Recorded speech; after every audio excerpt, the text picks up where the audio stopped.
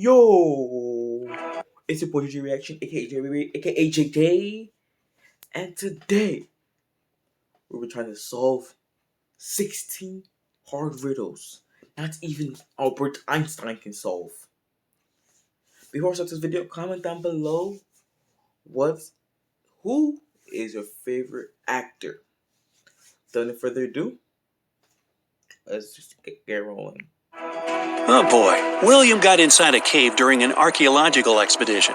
There were 3 ways out. However, only one of them was safe. His map said that behind the first way out, there was a pond that swallowed everything in. The second way out led to dangerous dinosaurs that would eat him alive. The third way out led to an erupting volcano. Which way was safe? Number 2.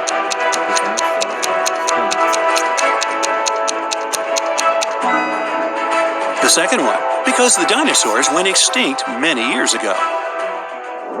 You're running away from a pack of zombies and come across 3 doors. Behind the first one, there's raging fire. Behind the second one, there's a lake of water. Behind the third one, there's a venomous snake. Which way would you choose? Open the pond, because I'm going to fight with the fire. Yeah. I'd recommend to choose the second one and swim away. It's just a lake. You can do it. During his vacation in the jungles, Aiden was caught by some tribe. They tied him up and said they'd push him into one of the 3 pits of his choice. The first pit was filled with zombies. The second one, there was raging fire. The third one was filled with huge pitcher plants. Which pit should Aiden pick?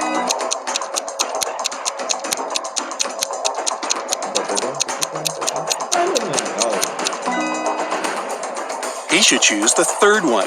The pitcher plants only eat insects. They're not dangerous for people. Aston reported that someone had robbed his house. Detective Callum arrived and asked Aston to tell him what happened. He said that he walked into his room and saw someone getting out of his window. They must have heard him walking inside the house. Then he checked his desk and found that his money had been stolen. Detective Callum asked if Aston had touched anything else, and the man said he hadn't. Detective Callum closed the case and refused to proceed. Can you guess why?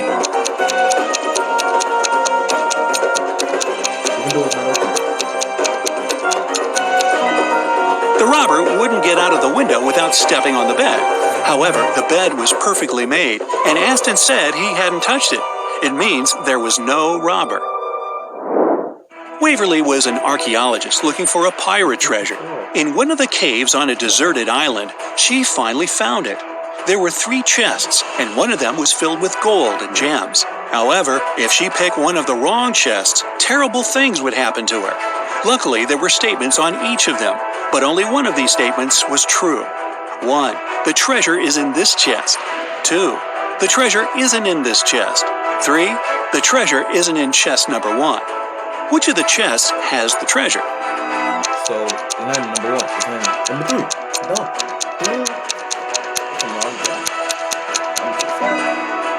Let's solve it step by step. If the first statement is true, then the treasure must be in the first chest, and the other statements must be false. In this case, the second statement is also correct, so that was a wrong guess. If the second statement is true, then the treasure isn't in the first chest. The treasure isn't in the second chest either, just like it says. Then it must be in the third one. However, this makes the third statement correct too, although it shouldn't be. If the third statement is true, then from the first statement that is wrong, you can conclude that there's no treasure in the first chest. Since the second one is wrong too, then the treasure must be there. Now there's no contradictions, and the treasure is in the second chest. Whew. Does anybody else have chest pains? Just me? Okay. Skylar and Amelia are pen pals. Skylar said that her birthday was in winter, and Amelia said that hers is in summer. However, a couple of months later, they both had their birthday on the same day. Still, none of them lied. How is it possible?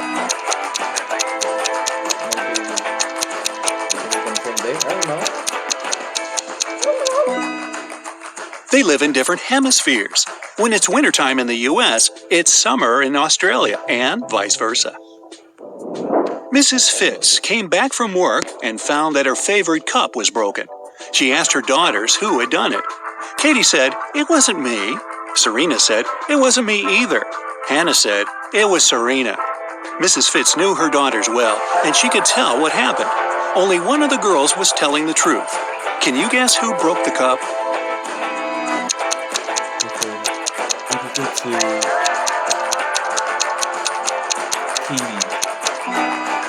If Katie tells the truth, then firstly, it wasn't her who broke the cup.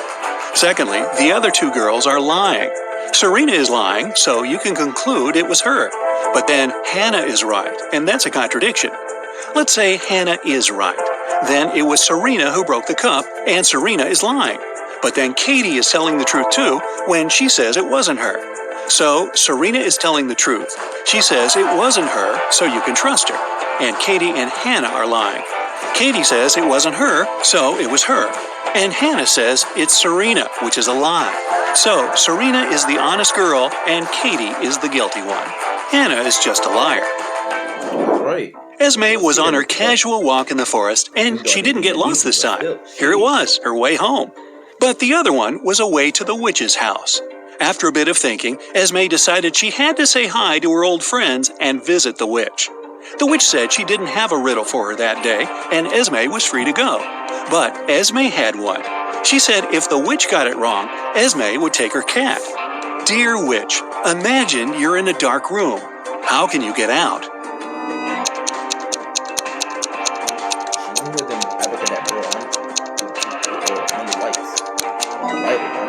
She mustn't imagine that. Spoiler, the witch got it and kept the cat. Next time, Esme. A police officer was walking in a neighborhood and stopped one gentleman. He asked him what the man was doing, and he said that he had just left his house to go to the grocery store. However, the officer didn't believe him and arrested the man. Why? The door's right there. Footprints coming from. Look, it's snowing, and there are fresh footprints on the snow that lead out of the window. House owners usually use the front door to walk out of the house, so this one must be a burglar. Bryce was a grumpy old gentleman who didn't like some teenagers walking past his house. So once, he decided to report them so they'd never be allowed to get close to him anymore. He called the authorities and told them that he was having tea on his terrace, and those teenagers threw a baseball at him. Luckily, the baseball flew above him. However, the detective didn't believe it had happened at all. Why? There should be baseball ball somewhere, or one of the windows should be cracked. Yeah, one of those things. Those two. If it's not, yeah. Take a look at the terrace. It's all made of glass. Bryce's place is right next to a window. If the baseball had flown right above him, as he said, it would have broken the glass. Thomas was collecting action figures. Some of them he got from his grandfather. They were super rare, and his collection of more than 500 figures was worth about $1 million. One day, he came home from vacation and found out that his collection was stolen. Detective Callum was up for the case. There were 3 suspects. All of them were Thomas's neighbors. He said that the collection of action figures had been stolen and asked what they had been doing during the holidays. Sydney said that she was in the neighborhood. She was working, but had nothing to do with the figures.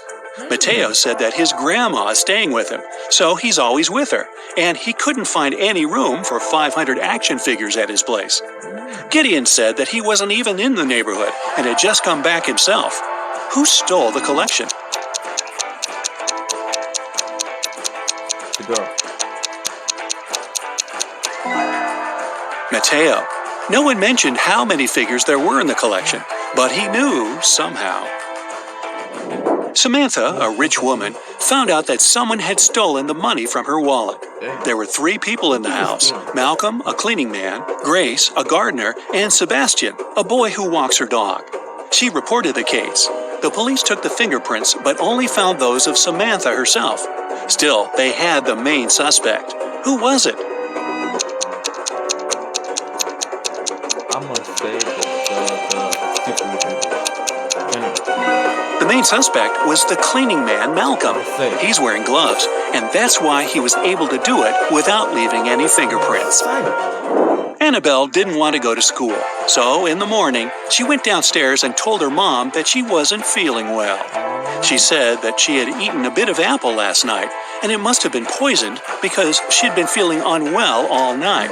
However, Mrs. Collins didn't believe her and sent Annabelle to school. Why? Wasn't it clear by now? There's just one bite on the apple, and it's a fresh one. If Annabelle had left this bite last night, it'd be brown. But it was still okay, which meant it was fresh. At school, Sophie opened her locker and found an envelope. Inside, there was a calendar and a note asking if she wanted to go to the prom. However, instead of the name, there were just several numbers: 17, 2, 30, 25. Can you guess who asked Sophie to prom?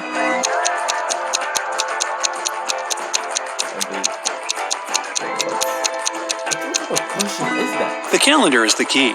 You just have to find all the numbers and see what name the first letters of the respective months give you. So, 17 is circled in August, so it's A. No. Number 2 is in December, which gives us D. Number 30 is in April, so A again. And finally, number 25 is May 25, so it's May. Seems like the guy's name is Adam. Too bad there are 13 Adams at her school. Elsie walked into a party store to buy something. She learned that 1 costs $1, 17 costs $2, and 103 costs $3. She needed 22. What do you think she's buying, and how much should she pay?